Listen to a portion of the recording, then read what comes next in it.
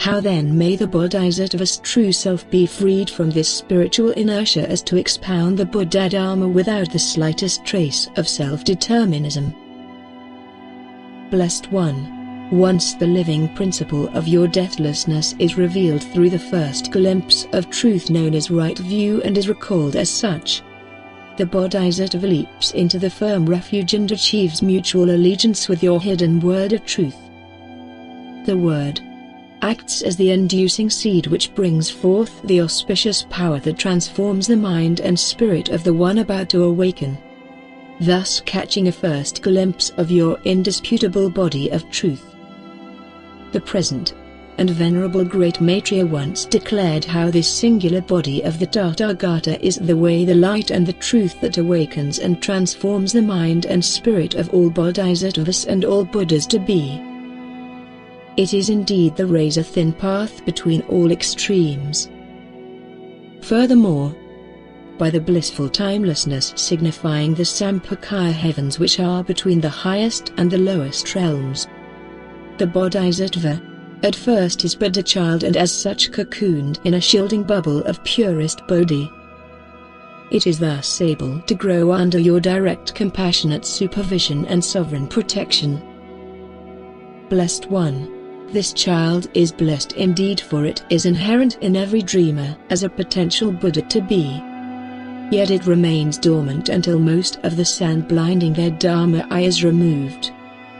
It will stay dormant, dreaming as by the compassionate grace of its Father, rushing from one body to another, leaping from hells to heavens and back until the end of all times in one cosmos to another, running incessantly through incalculable cycles of desire and perpetual regenesis.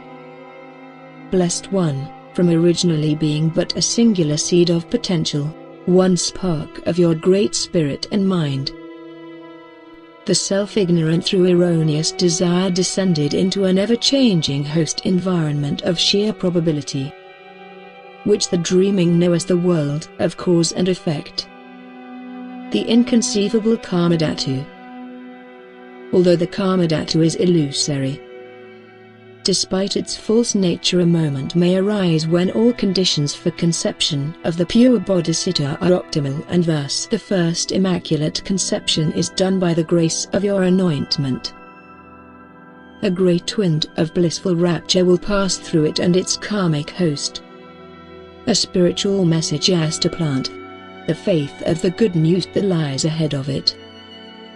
Being sustained and fed by your undivided awareness power, this wondrous Garba child develops step by step into a fetus of auspicious qualities that solely unveils itself to itself, as a child of radiant pure light, as a spiritual being of divine permanent marks, and is clearly revealed as such by those with the clear and discerning eyes of spiritual self-emancipation.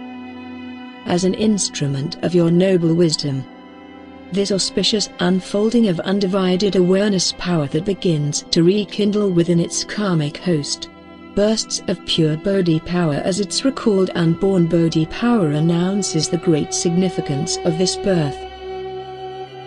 These small surges flash across the limited sense organs as dreams and visions of the predestined Bodhisattva, and above all as a great instrument to enable an illustrious escape from the deceptive claw of the evil one. Blessed One, even though this Bodhichild is instilled with enough virtue to awake, in some cases, during its first stage, it may yet experience deep afflictions that are karmically rooted and therefore may result in a dialectical confrontation between the artificial consciousness of its host and itself. Thus a strong vibration occurs whereby the host experiences heavy doubt and suffering in what it conceives to be true self, yet failing to understand that it is merely its empty self. Savoring the effect of this unwholesome deception, Maya initiates strong entanglements with many stored images of the internal and external world, and thus becomes the protector and enabler of the empty self. Through the auspicious alliance bound by karmic causes since beginningless time, the protecting teachers of this child of light, in actuality great bodhisattvas keeping their vows to save all such children from the claw of the evil one, empowers the child to quieten the karmic host through the skillful breathing and meditation of unshakable one-pointedness of awareness. Thus the spiritual consciousness once trapped elusively in the host directly transmits itself into this child's dharma-eye. As the child becomes instantly enlightened as to its true nature. This is certain, blessed one. It is done thus in full accordance with the law of Buddhadharma. By this great act of self-awareness the no-self weakens when faced with the released bodhi power of its true self, and becomes gradually weaker in grip until the finality where it vanishes and becomes extinct.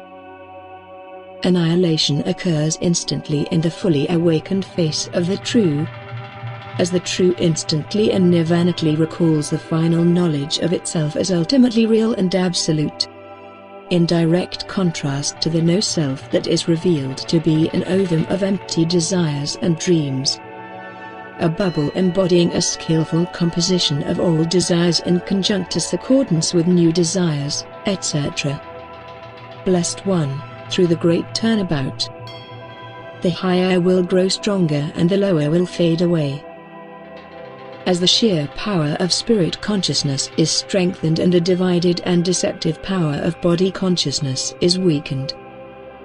This process is set by 10 stages, where the 7th up through the 10th stage of its spiritual evolution is the Bodhisattva of right knowledge, complete possession of the undivided awareness power, signifying your true nature, and accordingly and finally, right release by the grace of possessing this light without a trace of spiritual inertia. If that spiritual inertia were there, it would turn this bodhisattva into a mighty demon, a great corrupter of truth, instead of a completely awakened, released and great messenger of your noble wisdom. The finality is thus obscure and at best ambiguous to those of lesser spiritual descent. Yet metaphorically, it is presented as the bodhisattva whom now is completely unified with the suprapositional mind of the Tathagata, the mind of the Blessed One, the thus come, thus gone, the living principle of what has never arrived, nor ever gone. Hence the child is now fully grown into the upholder and protector of the Buddhadharma, the sovereign messenger of your noble wisdom. It is, however, impossible for the dreaming to perceive the 32 radiant marks of such a messenger. It is the virtuous ones who will, in its auspicious light, certainly recognize the true messengers and not pay any attention to the false ones. It is the false ones who mislead and cause suffering. They praise the endless variations and blessings of desiring to be one with the ever-changing, impermanent and corruptible worlds and light of Mara, the embodied consciousness of the no-self.